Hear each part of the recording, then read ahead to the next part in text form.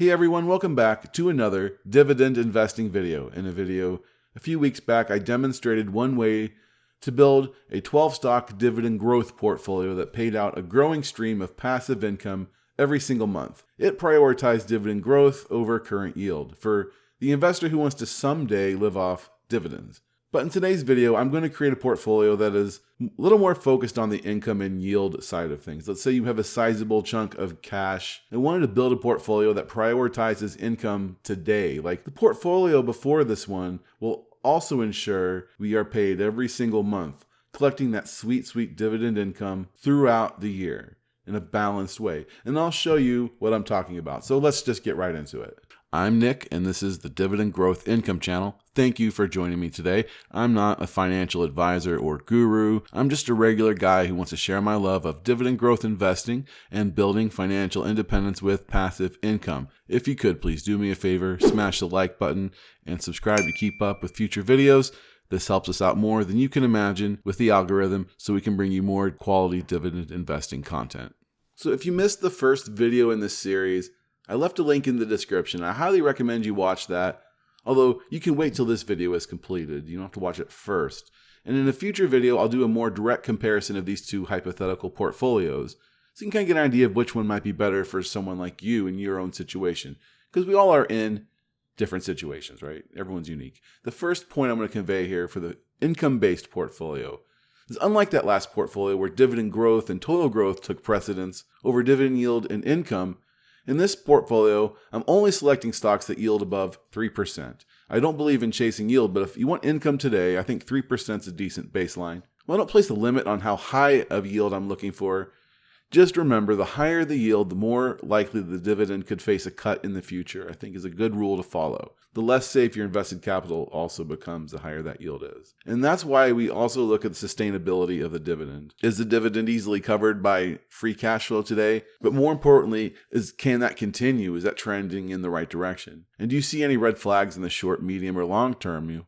These are ideally stocks you want to just buy and hold. Since the goal here is to collect dividend income every month and try to do so in a balanced way, I'm going to construct this portfolio with 12 stocks, one to represent each month of the year. Now, I'm not suggesting that a dividend payment schedule is something we should pay any place of precedence on or a whole lot of importance on, but I do understand the desire to make sure that income is coming in every single month. I'm also not suggesting anyone go out and buy this exact portfolio. It's more meant to convey a strategy and should be thought of for educational and entertainment purposes only. And I think it's kind of fun to build out hypothetical portfolios like this. And the next time I make a video like this, maybe I'll do something a little more on the conservative side. This kind of falls in the middle of these two portfolios I've been focused on. The last one was obviously more growth focused. And finally, before I get into the portfolio itself, let's just quickly review the criteria I'm looking at. So the first focus is dividend safety, stocks yielding 3% or greater.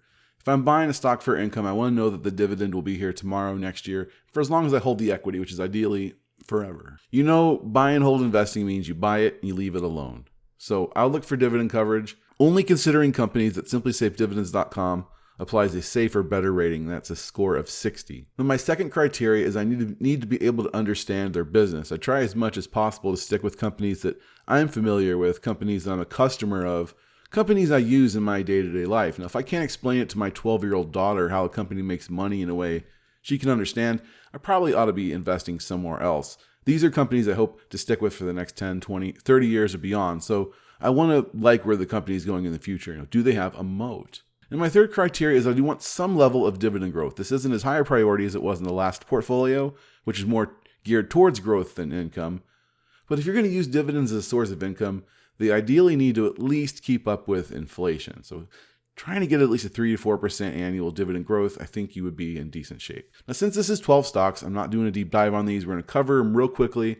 Then I'm going to get out my spreadsheet and show you what a hypothetical portfolio constructed in this manner would look like, even with a dividend calendar that shows you how you would expect to get paid. Here they are. For January, I'm going to go with CubeSmart, ticker CUBE. CubeSmart is a real estate investment trust that owns and operates more than 1,400 self-storage facilities. It is the third largest self-storage company in the United States. At the time of publishing, shares are yielding a juicy 4.33%, with the Simply Safe dividend safety score of 61 rated safe. You can think of these dividends as part of the rent checks from tenants from your ownership in the business paying for their rent on their self-storage units. I own some myself. They've been growing their dividend for 13 years at a 5-year dividend growth rate of 10%, although its latest raise was a bit slower at 4.1%. But I think this is an excellent choice to start off our income portfolio to pay us in the month of January. Great mix of income and growth. To cover us in the month of February, I'm moving to the technology sector, Texas Instruments, ticker TXN. This one is right at that 3% yield mark on the day I made this video, so maybe it's slightly under, but a super high quality company I think is worth owning. Another one with a great mix of dividend yield and growth, with a 5-year average annual dividend growth rate of 17%. While its latest was less impressive at about 5%, here is one that will help propel the dividend growth of your portfolio here, hopefully, as the years go on. They do have a track record of 19 years of dividend growth, 61 years without a reduction, Simply Safe Dividend safety score of 90. In the short term, free cash flow has been down, so the payout ratios are a bit more elevated than average. But I have confidence in the management long term of this company. They maintain low debt, high return on invested capital, annual share buybacks, tons to like with Texas Instruments, making them an easy choice for income in this portfolio to pay us for the month of February. Okay, then on to the month of March, looking at the healthcare sector with Dividend King, Johnson & Johnson. They recently spun off their consumer products division, Kenvue, ticker KVUE. So this is now a medical device and pharmaceutical play only. Again, this is on the lower side of the yield, 3.04%, but think of J&J as the defensive play in this one. This is the most reliable dividend paying stock out of the group, the safest dividend, I think, out of the group. Simply Safe Dividends gives them the dividend safety score of 99. Look, any investing can be risky, but this is as close to a sure thing as it gets, I think, with dividend investing, Johnson & Johnson. 5-year average dividend growth rate of 6%. Their latest raise was 5.3% last April. 60 consecutive years of dividend growth. J&J gives us that healthcare coverage in the portfolio and make sure we're paid in the month of March. Moving along, we have the month of April. I like Main Street Capital Corporation here, ticker MAIN, Main. The financial sector, this is the Business Development Corporation, BDC. This is my favorite out of that group, and they actually pay a monthly dividend in addition to paying a quarterly supplemental dividend. And that's what they've been historically doing for the last few years. Right now, shares are yielding 6.58%. Nice, juicy yield. Really is the perfect type of stock for this portfolio. It's going to really boost that income. Dividend growth is slower, but the consistency is there. With 12 years of dividend growth at an average annual rate of 3% per year, and that would usually beat inflation in the majority of cases. They are a little riskier with a dividend safety score of 62 by Simply Safe Dividends, but their payout ratio has been trending on the decline in recent years, so this looks like a great time to be in them. So this covers us every month, but I'm using it here to represent the month of April. And I'm picking 12 stocks like this to represent one for each month that pays in each month, and I think 12 is a good number of stocks in a starter portfolio like this. Now for the month of May, I'm looking at another REIT. This one pays a good, reliable income. And that's NNN REIT, ticker NNN. Today's shares are yielding a hefty 5.21% with a dividend that only makes up 68% of forward adjusted funds from operations. NNN has been consistently growing its adjusted funds from operations per share over the last decade, feature a Simply Safe Dividend safety score of 80, unlikely for a dividend cut. NNN is very similar to the more popular Realty Income, which would also make a fine entry in a portfolio like this, but same triple net lease business model with properties all over the US. Dividend growth is slow but steady at 3% per year, so NNN has us covered for the month of May. Okay, then we have June. I'm buying oil and gas company Chevron, ticker CVX. Today's shares are yielding 4% with 6% annual dividend growth, so great balance there of income and growth. One of the strongest track records out of this bunch with 35 years of consecutive raises and 111 years without reducing their dividend. Simply Safe Dividend safety score of 90. I'm confident this can continue. But of course, when buying energy companies, it can be kind of tricky, especially trying to value them. And that's why with a company like Chevron, I'm just buying and holding and leaving it alone, letting it do its thing and getting paid in the process. So I'm going to add that to this portfolio to get us paid for the month of June. That's half of the year down, and here we have one more half to go. I'll try to get through these a little quicker, ramble less, and give you just the important details. For July, I'm going to have us collecting fat dividends from Philip Morris International Inc., ticker PM. I get this won't be for everyone, in which case substitute with something like Realty Income, ticker O. But Philip Morris International is an American company. Products are sold in over 180 countries, best known for its Marlboro brand outside the US. Inside the US, these brands are sold by Altria Group, ticker MO. They're a decent choice as well. But I think going forward, going with the international business might be a little preferred just because smoking and tobacco use is still a lot more prominent and accepted outside the US in places like Europe. At the time of publishing, shares are yielding 5.53%, with the dividend safety score from Simply Safe Dividends of 61, which is safe. Payout ratios are in line with what you would expect to see in a tobacco company, high, but justifiably so. Dividend growth is slow, but it's there, 14 years of it, an average rate of 4% per year over the last 5 years. So Philip Morris has paid in the month of July. That has us covered there. Then the month of August, we're going to go to the financial sector with Bank of Montreal, ticker BMO. The Canadian banks all pay fat dividends, and Bank of Montreal has been growing their dividend aggressively ever since the period of time when dividend growth was frozen in 2020. Banks in the US and Canada were both required to freeze dividend growth for a period of time in all that uncertainty. Since then, we've been seeing dividend raises twice a year, an average annual dividend growth rate of 9% over the last 5 years, and today's shares are yielding 4.53%. Great balance of current income, potential for significant dividend growth, and I do want to have some of that in this portfolio. Just be aware of potential tax implications for U.S. investors, but a little bit of paperwork, you can offset this with a tax credit, or you just hold it in a retirement account. I think that would be a great idea. So Bank of Montreal will keep us paid in the month of August. Moving to September, here's one that's ripe for a turnaround play, near a 6% yield, talking about Pfizer, ticker PFE. This has been one of the hardest hit stocks of 2023 year-to-date. Shares of Pfizer have dropped 44%. Questions about the future of its drug pipeline as well as its fading demand for its COVID vaccines. It's down to about half of where it was at this time last year. And I think Pfizer's dividend, however, looks safe. Simply Safe Dividends reaffirmed recently the safety score of 75. What's more, they just announced a 2% dividend raise a few weeks back. It's a high-risk, high-reward play, and you can collect a nearly 6% yield in the meantime with dividend growth. So I think I would take my chance on Pfizer here, covered for the month of September. Then in October, we're going to stick with healthcare. This is a great sector for reliable dividend income, for obvious reasons. Medical parts maker Medtronic, ticker MDT. Today's shares are yielding 3.34% on the lower side of this group, but we have that reliability of a 99, very safe dividend safety score.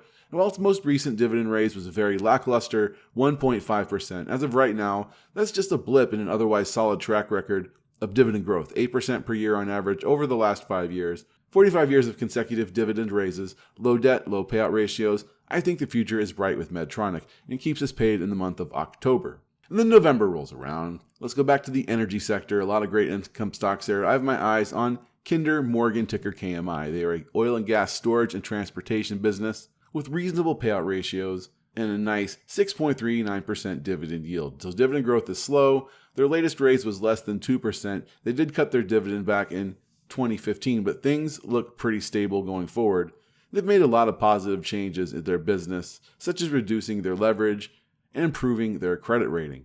They've been more conservative with their dividend increases since then, and I think they're well positioned to continue paying these out, getting us paid in the month of November. That is Kinder Morgan. Then finally, in the month of December, let's add a utility company to the mix. This is reliable income.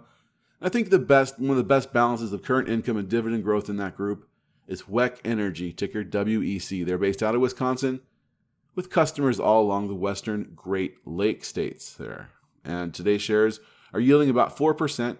The stock has been beaten down like most utilities have. High interest rates driving down these kinds of stocks when they could just invest in lower assets and produce maybe better yields. And I'll get this question on why we don't just do that. But if you're asking this question, you are missing the entire point of dividend growth investing.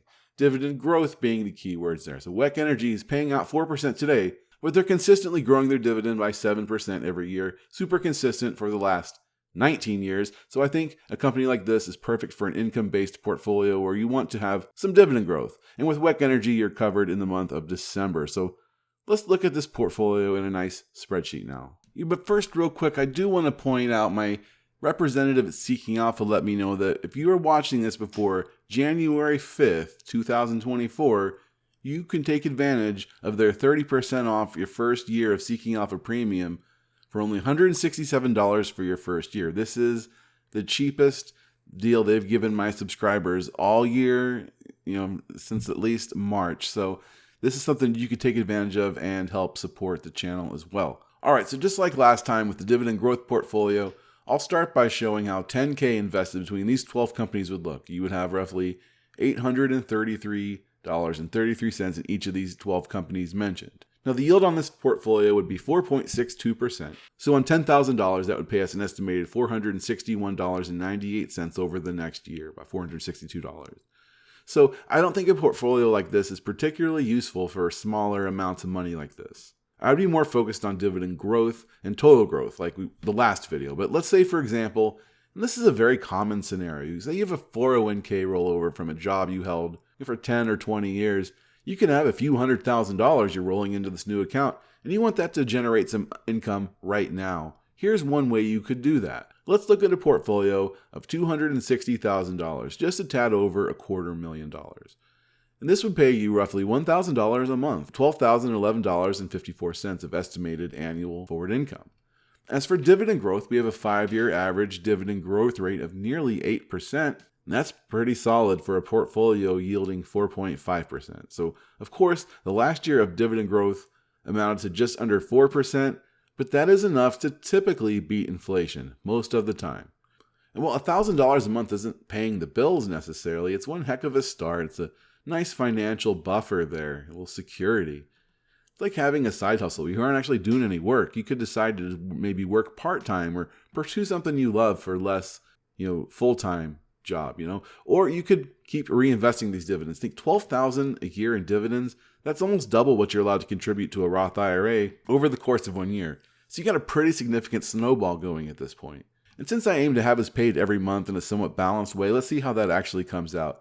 Our lowest months in January here, you have $831, and our best months are at $1,145. So I think we did pretty good balancing this out. It's a nice balanced payout schedule. Something like this is financial security for yourself, really. Let's see what $1 million invested in this portfolio would look like. Maybe you were left with a sizable amount of funds from a relative, or you sold out of a stake in a business, whatever the case could be. Let's start with a $1 million dividend portfolio. This portfolio would pay out $46,198.22. That's nearly $4,000 every month. Now, could you live on that? I think it's doable in certain parts of the US and other parts of the world if you know how to budget and live within your means. And it's definitely financial security and freedom. With nearly $50,000 coming in every year, you could really decide for yourself, what do you want to do? What kind of life do you want to live? You have the flexibility. And that is a beautiful thing. Guys, let me know down in the comments if you put any weight onto when a dividend stock pays out. Do you care? I personally do not, but I get those who do. So I thought it would be fun to construct a dividend income-centered portfolio with this in mind, picking one stock for each month. All right, guys, in the next video in this series here in the next couple weeks, I'll put out a video that's going to compare the two portfolios, hypothetical portfolios I made, try to make some projections about the future, see them side by side. That should be fun. My friends, if you want to follow along with the actual dividend portfolio that I'm building here on the channel, make sure you're subscribed. Click into this next video. You can follow along for my dividend investing plan for 2024. And thank you so much for your continued support. Until next time, keep investing.